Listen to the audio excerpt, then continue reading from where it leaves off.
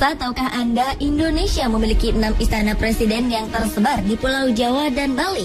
Antara lain Istana Merdeka di Jakarta, Istana Bogor, Istana Cipanas, dan Istana Tampak Siring di Bali. Istana kepresidenan itu digunakan sebagai tempat resmi kediaman presiden, juga sebagai tempat presiden menggerakkan roda pemerintahan, atau menjadi tempat beristirahat tamu-tamu negara. Namun ternyata ada juga yang menyimpan cerita-cerita unik maupun kisah-kisah mistis. Lalu, seperti apa keanehan-keanehan yang terdapat di Istana Kepresidenan Republik Indonesia?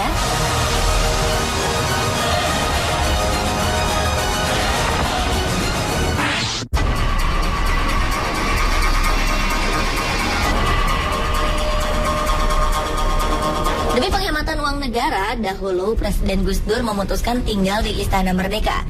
Meski demikian, bukan berarti keluarga Gus Dur betah. Mereka mengaku banyak diganggu makhluk halus di istana peninggalan zaman kolonial itu.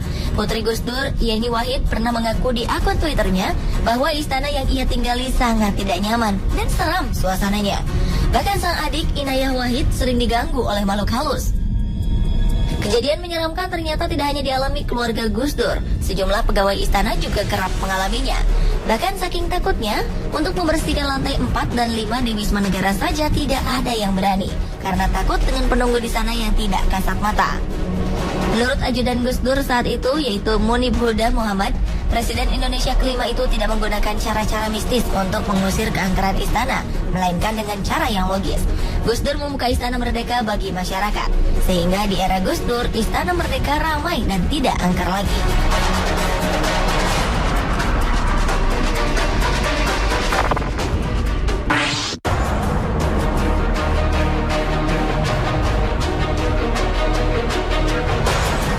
Istana Merdeka merupakan tempat resmi kediaman dan kantor Presiden Indonesia yang terletak satu kompleks dengan Istana Negara dan Binagraha, yaitu terletak di Jalan Merdeka Selatan, Jakarta.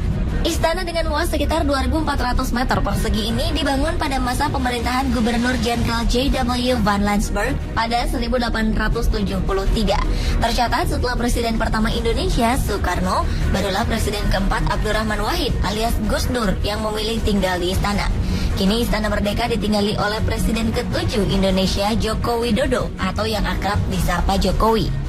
Yang menarik, ternyata Jokowi dan Ibu Negara Iriana Widodo bukan hanya tinggal, tetapi tidur di bekas ranjang Presiden Soekarno. Diketahui selama ini tak ada presiden yang berani tidur di ranjang kamar sang proklamator itu. Bahkan putri dari Bung Karno, Megawati Soekarno Putri sekalipun. Menurut Ahok, Gubernur DKI Jakarta, Presiden Jokowi termasuk salah satu presiden yang berani menempati kamar Bung Karno. Meski banyak informasi tentang bangunan tersebut yang penuh dengan cerita mistis, Jokowi mengaku tidak merasa terganggu oleh cerita-cerita itu. Ia malah merasa nyaman, sebab ia juga pernah tinggal di gedung tua saat ia menjabat sebagai wali kota Solo.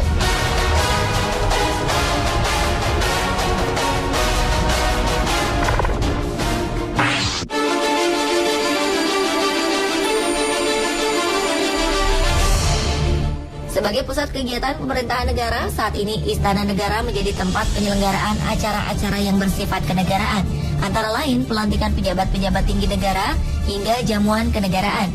Namun ternyata ada sebuah kisah di balik salah satu acara pelantikan resmi di Istana Negara tersebut, tepatnya saat pengangkatan Albert Hasibuan sebagai anggota Dewan Pertimbangan Presiden untuk bidang hak asasi manusia pada awal tahun 2012 lalu oleh Presiden Indonesia ke-6 Susilo Bambang Yudhoyono. Usai pelantikan, meja marmer yang dipakai sebagai tempat penandatanganan tiba-tiba pecah dan hancur berkeping-keping seperti habis dipukul dengan benda keras. Peristiwa itu terjadi ketika pasukan pengamanan presiden atau Pas Pampres hendak memindahkan meja marmer setebal 2 cm tersebut. Walau sempat terkejut, acara pelantikan tak terganggu sama sekali.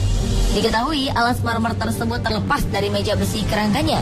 Namun ternyata ada juga yang mengaitkannya dengan hal-hal metafisika, yang konon pecahnya meja tersebut merupakan teguran dari si penunggu meja marmer bagi sang presiden kala itu.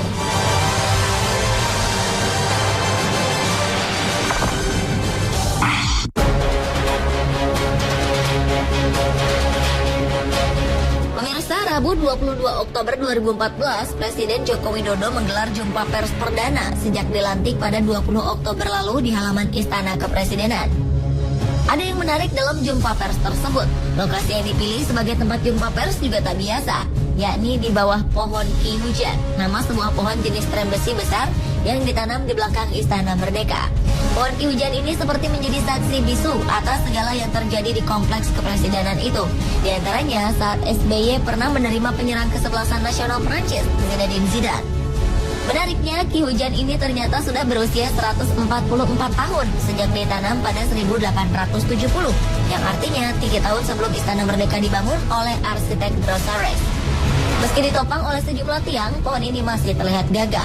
Yang menariknya lagi, pohon ini sempat diterjang angin puting beliung yang terjadi di kawasan istana pada 5 Januari 2012 silam. Banyak pohon bertumbangan, namun anehnya Ki Hujan tetap kokoh berdiri. Hanya dedaunannya saja yang rontok dan ranting-ranting kecil yang berjatuhan.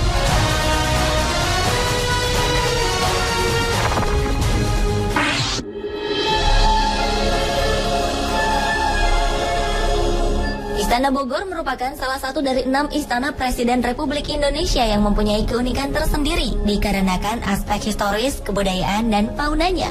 Namun di balik keunikan itu ternyata ada kisah misteri yang beredar di kalangan masyarakat tentang salah satu patung yang ada di istana yang dibangun pada tahun 1744 itu. Konon beredar kisah tentang seorang peserta pendataran yang berkunjung ke Istana Bogor dan melakukan hal usil ke salah satu patung perunggu berwujud wanita tanpa busana. Dengan sengaja ia meletakkan bulu-bulu wol, rontokan dari karpet di bagian terlarang tersebut. Esok hari ia terkejut karena bulu-bulu serupa ada di kantung celananya.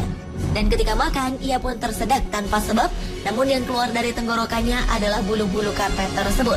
Kabarnya almarhumah mantan ibu negara, Hartini Soekarno pun sempat mengiyahkan bahwa di Istana Bogor terdapat makhluk astral penunggunya. Konon, ia pernah melihat seorang tamu yang tak kasat mata saat memasuki ruangan presiden di istana tersebut.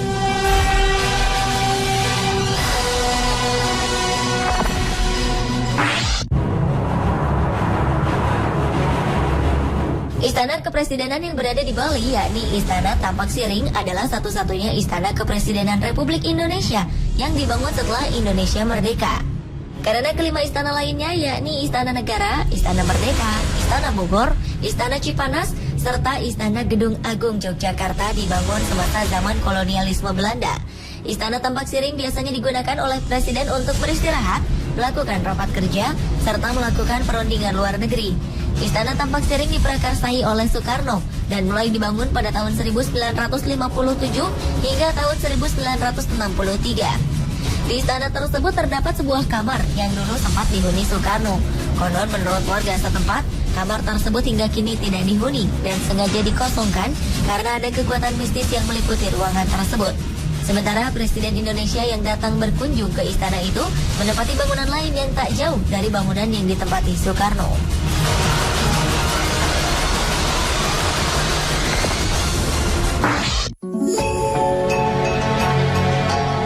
Istana Gedung Agung merupakan salah satu dari 6 istana kepresidenan Republik Indonesia.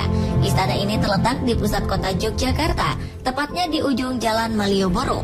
Gedung yang dibangun oleh seorang arsitek A. Payen ini pernah menjadi saksi sejarah ketika Bung Karno berkantor di sana saat Yogyakarta menjadi ibu kota baru Republik Indonesia. Karena merupakan bangunan tua, banyak rumor beredar mengenai kisah mistis di balik bangunan bergaya Eropa itu. Kabarnya di istana tersebut sempat terjadi gangguan-gangguan makhluk gaib. Maka dari itu seorang paranormal pernah dimintai tolong oleh Pas Pampres. Menurutnya, hal yang dianggap mengganggu tersebut berasal dari kekuatan kitab Stambul yang sering berpindah-pindah secara misterius di sekitar istana. Kabarnya di Istana Gedung Agung yang bernama Loji Kebon itu kerap terdengar suara prajurit baris berbaris, walau tak ada yang sedang melakukan baris berbaris.